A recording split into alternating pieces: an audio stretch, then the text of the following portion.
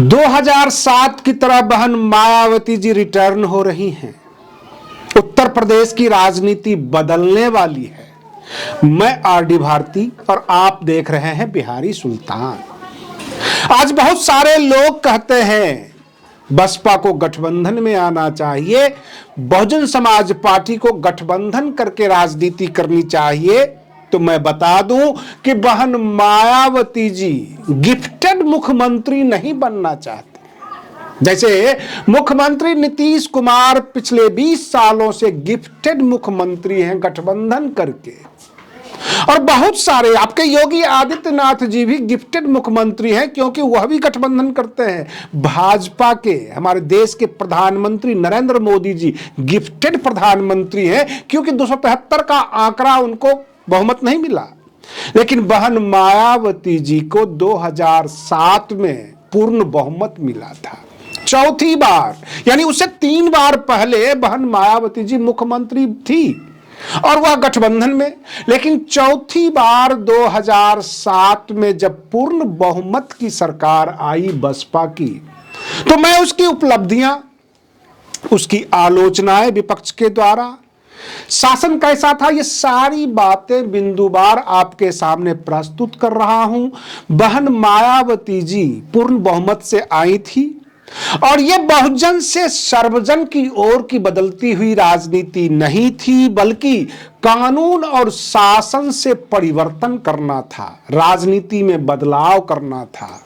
अगर कानून व्यवस्था देखा जाए तो बहन मायावती जी अपने मुख्यमंत्री आवास में अपने ही लोग थे, बाहुबली उमाकांत यादव, उनको गिरफ्तार करके जब मुख्यमंत्री आवास से बाहर किया था तो पूरे उत्तर प्रदेश की जनता को यह संदेश चला गया था कि बाहुबलियों की खैर नहीं, अपराधियों की खैर नहीं, चाहे वह अपना हो अथवा पराया। जो अपराधी होगा उसको सजा मिलेगी, बहन मायावती जी उसे छोड़ने वाली नहीं है। और जो ईमानदारी से काम करेगा, चाहे अफसर हो अथवा कर्मचारी, उसको बहन जी छेड़ती नहीं थी, क्योंकि उनके शासन की उपलब्धियां बड़ी जबरदस्त निकल कर आई। कानून व्यवस्था इतना अच्छा और कड़क था कि अपराधी उत्तर प्रदेश छोड़कर भाग गए थे। बड़े बड़े जो बाहुबली नामचीन लोग अपने अपने घरों में दुबक गए थे। ये तो है कानून व्यवस्था का राज। जब आम जनता की तरफ निगाह उठाकर देखते हैं तो लोग बेघर थे, कच्चे मकानों में थे। उसके लिए मान्यवर काशीराम के नाम से आवास योजना, बहुमंजिला फ्लैट्स, ये सब निर्माण करवाया बहन मायावती जी ने। और रही बात ये कि आज की तारीख में जो नोएडा और ग्रेटर नोएडा का डेवलपमेंट आप देख रहे हैं, जैसे कि हमारे देश के प्रधानमंत्री जी कहते हैं ना कि पहले कुछ था ही नहीं।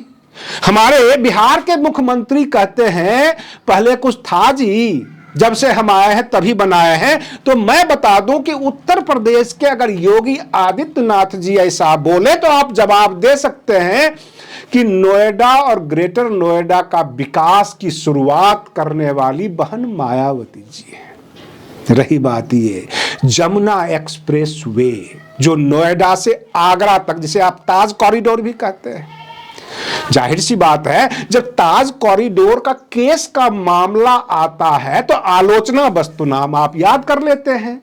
लेकिन वो तमाम डेवलपमेंट की शुरुआत काम करने का श्रेय किसको जाएगा? बहन मायावती जी को। नोएडा का विकास, जमुना एक्सप्रेस वे का विकास, गौतम बुद्ध यूनिवर्सिटी किसने बनाया? बहन मायावती जी ने बनाया। कहने का तात्पर्य यह है शिक्षा में सुधार, बहुत सारे जिला बनाए। जो आज जिला आपका भदोही है वो मान्यवर काशीराम जी के नाम पर था। बहुत सारे जिला और बहुजन महापुरुषों के स्मारक बनाए गए, उनकी मूर्तियां लगाई गई, ताकि बहुजन समाज SC/ST क्लास के लोगों में एक आत्मसम्मान जागे, एक स्वाभिमान जागे। उसको ऐसा नहीं लगे कि हमारे पूर्वजों ने कुछ नहीं किया है, वो दिखाई दे। बड़े बड़े पार्कों का निर्माण कराना। रही बात ये कि जो उत्तर प्रदेश का अंबेडकर पार्क है लखनऊ का, जिसको हम कहते हैं परिवर्तन स्थल, और नोएडा का जो है दलित प्रेरणा स्थल, यह भी बहन मायावती जी का ही बनाया हुआ है। जो खूबसूरत आप देख रहे हैं बहुजन समाज के बड़े बड़े महापुरुषों के जो प्रेरणा स्थल है, सब बहन जी का ही निर्माण किया गया।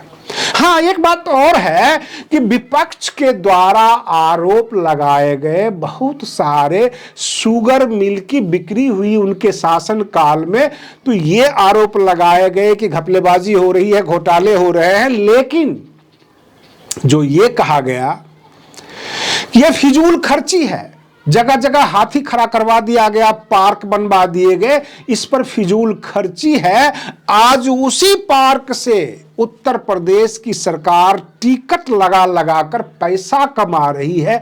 आज वो नहीं कहते हैं कि फिजूल खर्ची हुई थी, क्योंकि बहन मायावती जी ने उस वक्त एक टूरिस्ट टाइप का स्थल बना दिया था, जहां लोग आए, घूमे, देखे और बहुजन महापुरुषों के इतिहास को जाने।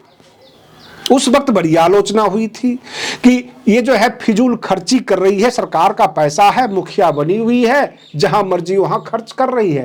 ताज कॉरिडोर का जब जब मामला उठा, बहन मायावती जी को क्लीन चिट दिया गया सुप्रीम कोर्ट के द्वारा, सीबीआई के द्वारा। लेकिन जब शुरुआत की गई ताज कॉरिडोर के ऊपर आरोप जब लगा, पूरे देश के लोगों ने जो बसपा के विरोधी थे, बहन मायावती जी को याद किया कि ताज कॉरिडोर में आपने घपला किया। जब क्लीन चिट हो गया तो सारा श्रेय अपने नाम ले लेते हैं। उत्तर प्रदेश के अंदर जो बड़े बड़े हाईवे बने हुए हैं, जो एनएच बना हुआ है, जो एक्सप्रेस वे, उसकी शुरुआत किसने किया था? बहन मायावती जी ने। और रही बात ये कि बहन मायावती जी अगर गिफ्टेड मुख्यमंत्री होती, किसी के गठबंधन के द्वारा समर्पित अगर ये मुख्यमंत्री होती, तो क्या खुलकर इतना विकास करती? क्या उस वक्त ये समस्याएं थी कि बेरोजगारी बढ़ रही है, लोगों को रोजगार नहीं मिल रहे हैं, अपने ही अपने जाति को थानेदार लगाए जाते हैं, अथवा किसी पर्टिकुलर जाति के लोगों ने उंगलियां नहीं उठाई कि बहन मायावती जी ने हमारे साथ भेदभाव किया? और तो और बसपा के कार्यकर्ता, बसपा के नेता भी डरे हुए थे कि अगर गलतियां करूंगा तो टंग जाऊंगा। सबसे बड़ी बात यह थी कि जो ट्रांसफर और पोस्टिंग की बातें आती है, तो ट्रांसफर पोस्टिंग उन्हीं अफसरों की होती थी जिनके बारे में शिकायत थी, जो खुलकर काम करना चाहते थे। बहन मायावती जी ने उन्हें खुली छूट भी दे रखी थी। अगर खुलकर काम कर रहे हो, जनता की सेवा कर रहे हो, तुम्हें खुली छूट है। जो गलतियां कर रहे हैं, घुसखोरी कर रहे हैं, उनकी ट्रांसफर पोस्टिंग भी बड़ी जल्दी होती थी। कहने का तात्पर्य, एक कठोर प्रशासक, एक ईमानदार प्रशासक की भूमिका में बहन मायावती जी चौथी बार मुख्यमंत्री बनी थी 2007 में, और 2007 से 2012 के काल को उत्तर प्रदेश की जनता स्वर्णिम काल के रूप में जानती है। सबसे बड़ी बात यह है कि राजनीति के जो मंजे हुए खिलाड़ी हैं, जो राजनीति को समझते हैं, वो ये कहते हैं कि बहन मायावती जी जो है, उनके नाम के आगे लगा देना चाहिए मिरेकल ऑफ पॉलिटिक्स, यानी राजनीति की वो एक चमत्कार है। और ये नंबर कहां से उठाया जाता है? 7 नंबर। 7 नंबर को भी अगर आप देखेंगे तो वो मिरेकल का ही नंबर होता है। जैसे 2007 में पूर्ण बहुमत से वो आ गई थी, ठीक उसी तरह है 2027 में, क्योंकि उसके लास्ट में भी 7 है और ये घटना होने वाली है, ऐसा जानकार लोग बताते हैं। रही बात ये कि बहन मायावती जी की नकल करके प्रधानमंत्री नरेंद्र मोदी जी ने खूब सुर्खियां बटोरी है। मैं नकल इसलिए कह रहा हूं क्योंकि हाईवे के ऊपर जोर बहन मायावती जी का ही था, आवास योजना के ऊपर जोर बहन मायावती जी का ही था, यूनिवर्सिटी बनाने का जोर बहन मायावती जी का था। उन तमाम पहलुओं को भाजपा ने पकड़ा और हाईवे दिखा दिखाकर पूरे देश में डेवलपमेंट का कार्य शुरू किया, आम जनता में सुर्खियां बटोरी, क्योंकि जो दिखता है वो बिकता है। रही बात ये कि उत्तर प्रदेश की राजनीति में ये देखा गया कि जब जब मुलायम सिंह के शासन काल से जनता थक चुकी थी, उब चुकी थी, उन्होंने विकल्प के तौर पर बहन मायावती जी को ले आई। और बहन मायावती जी के बाद अखिलेश यादव को एक युवा नेता, एक बाहर का अब्रॉड का पढ़ा लिखा नेता के रूप में 2012 में लेके आई थी, लेकिन 2017 में उनको भी पलट दी। अब इस बार बहन मायावती जी की बारी है। आप बने रहिए बिहारी सुल्तान चैनल पर। हम फिर मिलते हैं अगले वीडियो में, तब तक के लिए धन्यवाद।